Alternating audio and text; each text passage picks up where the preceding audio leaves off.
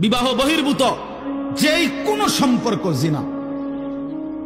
বিবাহ বাদে হালাল স্ত্রী ছাড়া অন্য যে কোনো রকমের মেয়ের সাথে যে কোনো সম্পর্ক, অর্থাৎ তুমি একটা মেয়ের সাথে কথা বলো, এটাও জিনা। তুমি একটা মেয়েকে ভালোবাসো, এটাও জিনা। একটা মেয়ের কথা শুনো, এটাও জিনা। একটা মেয়ের সাথে হাঁটো, এটাও জিনা।